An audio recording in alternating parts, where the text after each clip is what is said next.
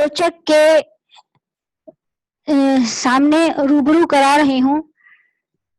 ये आलोचक एक महत्वपूर्ण आलोचक हैं। स्वच्छंदतावादी समीक्षक के रूप में इनका स्थान आता है। ये आलोचक हैं आचार्य नंद दुलारे वाजपेयी। आचार्य नंद दुलारे वाजपेयी का स्थान हिंदी साहित्य में स्वच्छंदतावादी आलोचक के रूप में बहुत महत्वपूर्ण है। ये समन्वयशील स्वच्छंदतावादी समीक्षक के रूप में जाने जाते हैं। इनका संपूर्ण गद्य साहित्य इनके समीक्षक और विचारक व्यक्तित्व का साक्षी है। सबसे पहले 1930 के आसपास नंद दुलारे वाजपेयी प्रसाद पंत और निराला के ओजस्वी आलोचक के रूप में हिंदी साहित्य में आए थे और इनकी पहली कृति हिंदी साहित्य 20वीं शताब्दी यह इनकी पहली पुस्तक है, जो 1930 से 1940 के बीच लिखे गए निबंधों का संग्रह है।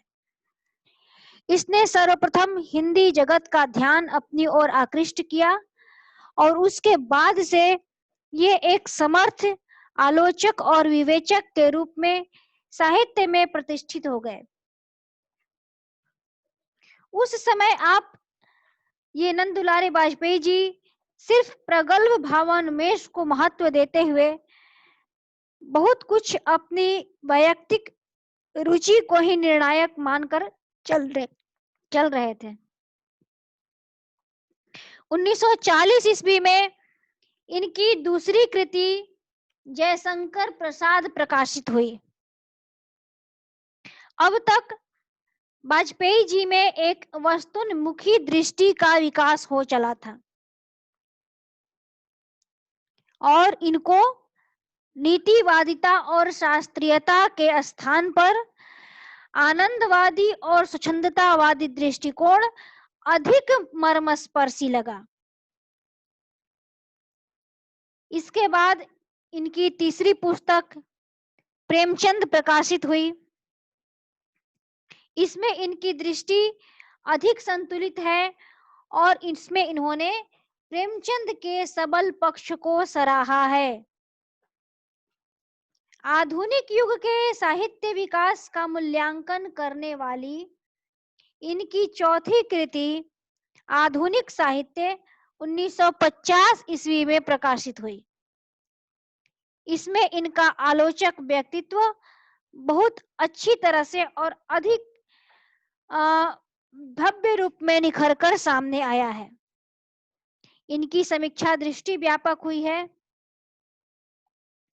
और इन्होंने साहित्यकों और साहित्य धाराओं और साहित्य सिद्धांतों की विस्तृत चर्चा करके मूल्यांकन की नई भावभूमि प्रस्तुत करने की चेष्टा की।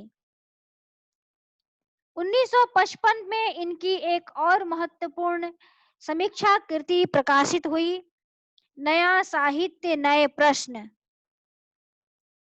इसमें प्रवृत्तियों और सिद्धांतों का विवेचन अधिक किया गया है, व्यक्तियों की चर्चा कम हुई है। इस तरह से नंद दुलारे वाजपेयी जी का जो आलोचक व्यक्तित्व है वह क्रमशः प्रौढ़ और प्रखर होते चला गया है और इसमें आलोचना के नए नए प्रतिमान स्थापित होते गए हैं। एक निकष शीर्षक से इन्होंने अपना आत्मनिरीक्षण प्रस्तुत किया। इस कृति में भारतीय और पाश्चात्य साहित्य सिद्धांतों की विस्तृत चर्चा की गई और जो भी साहित्य को डामाडोल करने वाले बुद्धिवादी आंदोलन थे, आक्रामक आंदोलन थे, उसका इन्होंने विरोध किया। वाजपेयी जी ने कहा कि हमें रचनात्मक क्रियाशील जनतंत्र को प्रतिष्ठित करना है और यही वाजपेयी जी की मुख्य प्रतिस्थापना है। प्राचीन कवियों में वाजपेयी जी ने सूरदास को अधिक महत्व दिया है। उनकी महाकवि सूरदास यह जो कृति है वह सौंदर्यनिष्ठ साहित्य चेतना का अनुपम उदाहरण है। 1952 में यह कृति प्रकाशित हुई थी। इसके बाद इनके कुछ निबंध संग्रह भी मिलते हैं, 3 निबंध संग्रह।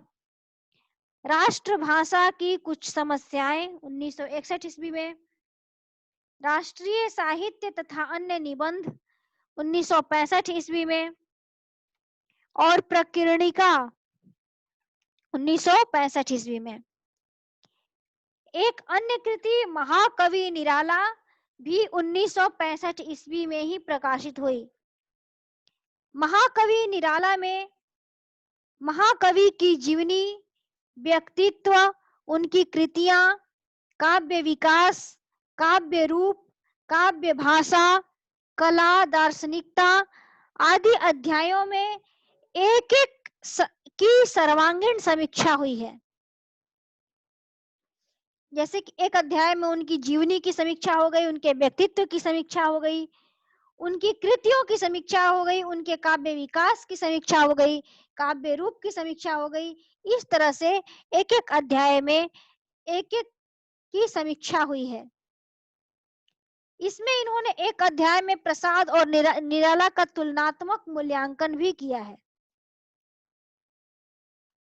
1967 ईस्वी में वाजपेयी जी ने धर्म युग में नई कविता के संबंध में एक लेखमाला लिखा, जिसमें इन्होंने नई कवियों की भी समीक्षा की, और अब ये नई कविता निबंध के शीर्षक से 1976 ईस्वी में प्रकाशित हुए। इस तरह से द्विवेदी नंद दुलारे वाजपेयी जी ने आलोचना का एक नया प्रतिमान स्थापित किया, स्वच्छंदतावादी आलोचना के रूप में। आचार्य वाजपेयी के दिवंगत होने के बाद उनकी कई कृतियां प्रकाशित हुई हैं।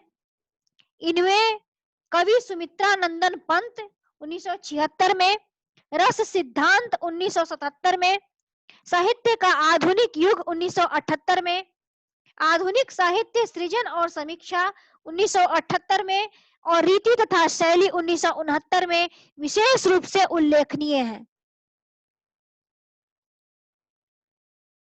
इनकी अंतिम कृति नई कविता ही है। इस तरह से नंद दुलारे वाजपेयी छायावाद युग से चल करके नई कविता तक की समीक्षा यात्रा को पूर्ण करते हुए हिंदी आलोचना के विकास में अपना महत्वपूर्ण योगदान देते हैं। वाजपेयी जी ने साहित्य का विवेचन कई संदर्भों में किया है।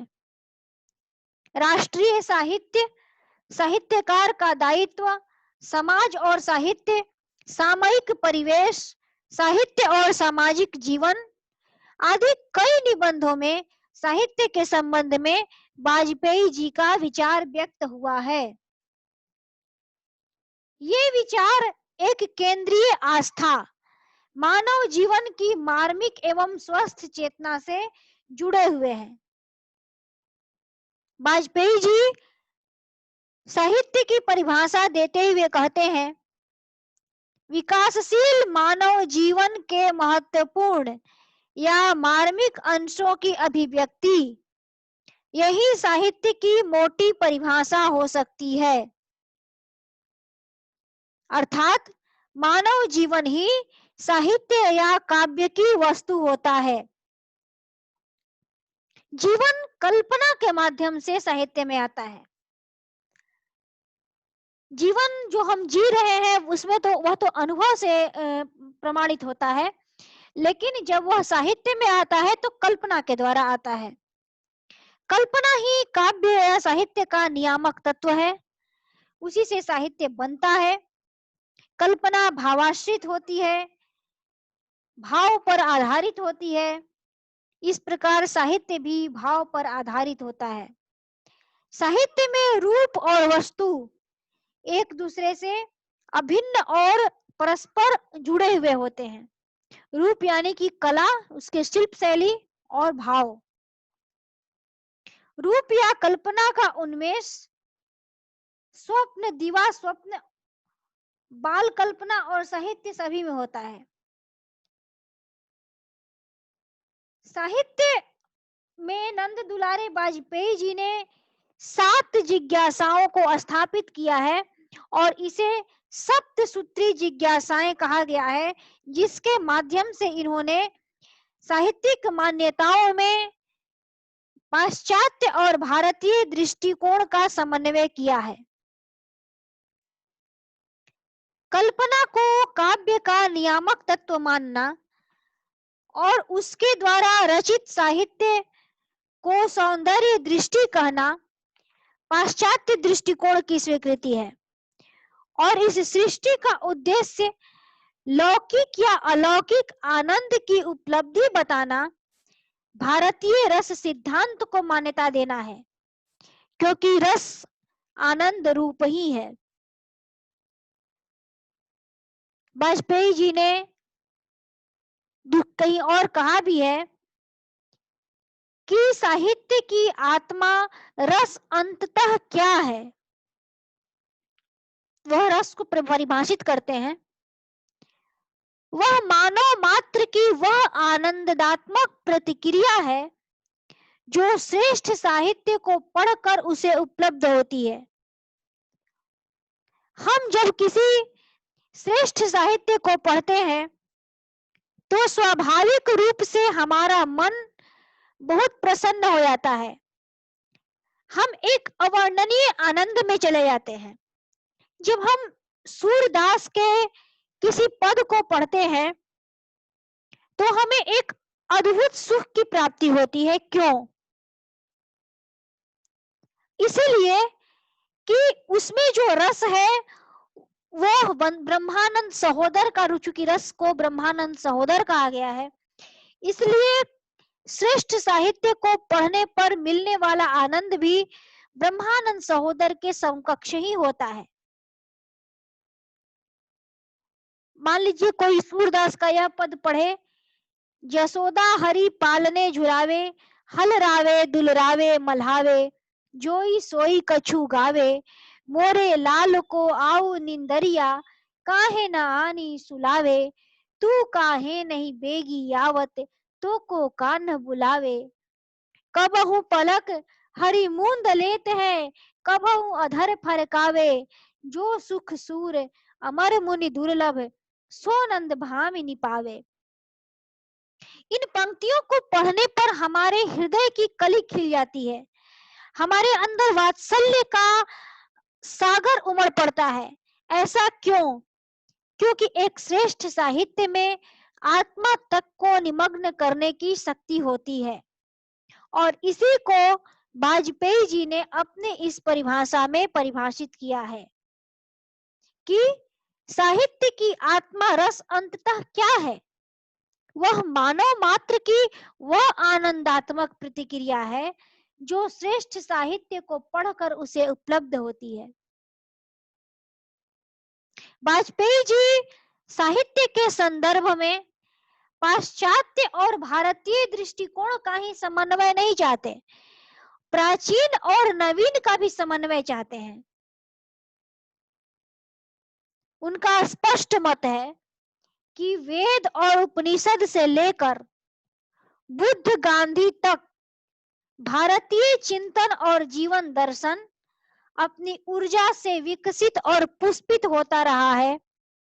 इन सब को अपनी आत्मा में स्थान देकर अपने स्वतंत्र चिंतन से कुछ निर्माण करके ही हम बुद्धिवादी निर्माता और भारतीय लेखक होने का दावा कर सकते हैं।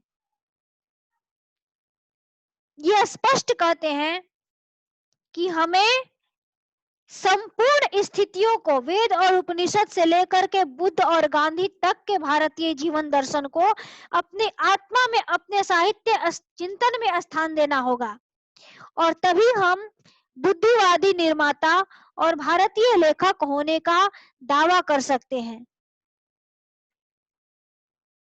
इन्होंने यह भी कहा था कि यूरोप का जो साहित्य तत्व संबंधी जिज्ञासा है वह बड़ी तात्विक गहराइयों में जा चुका है और भारतीय जो शास्त्र है, साहित्य शास्त्र हैं, उसके जो विविध संप्रदाय हैं, उसके ऐतिहासिक विकास और उसके पारस्परिक अंतर संबंध को परखने के बाद ही वाजपेयी जी ने अपनी मान्यताएं स्थिर की हैं। इस तरह से नंद दुलारे वाजपेयी का यह समीक्षात्मक दृष्टिकोण है कि इन्होंने पाश्चात्य और प्राच्य दोनों समीक्षा शैलियों का समन्वय करके और भारतीय रस सिद्धांत के आलोक में अपनी समीक्षा पद्धति को स्थापित करते हैं। नंद दुलारे वाजपेयी जी का समीक्षात्मक दृष्टिकोण हिंदी साहित्य 20वीं शताब्दी की भूमिका,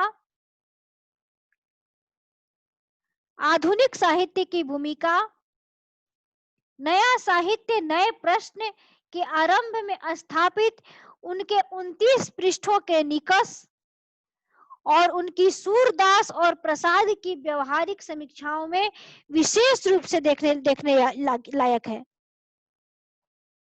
नंद दुलारे वाजपेयी जी का यदि हम समीक्षात्मक दृष्टिकोण पढ़ना चाहें तो हमें बस 3-4 ग्रंथों के अवलोकन की आवश्यकता है। पहला, हिंदी साहित्य 20वीं शताब्दी की भूमिका, पूरा ग्रंथ नहीं, सिर्फ उसकी भूमिका। दूसरा, आधुनिक साहित्य की भूमिका। तीसरा, नया साहित्य नए प्रश्न के आरंभ में स्थापित उनके 29 पृष्ठों का निकष और उनकी सूरदास और प्रसाद की व्यवहारिक समीक्षा। इसी में उनके समीक्षात्मक दृष्टिकोण का संपूर्णतया पता चल जाएगा।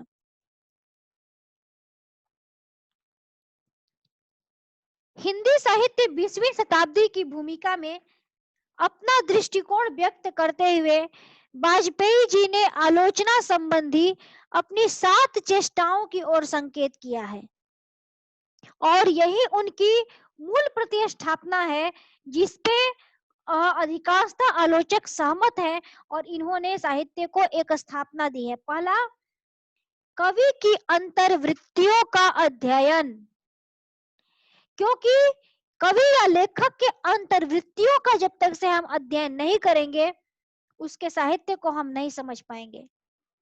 दूसरा, कलात्मक सौष्ठव का अध्ययन। तीसरा, टेक्निक या शैली का अध्ययन। चौथा, समय और समाज तथा उनकी प्रेरणाओं का अध्ययन। पांचवा, कवि की जीवनी और रचना पर उसके प्रभाव का अध्ययन।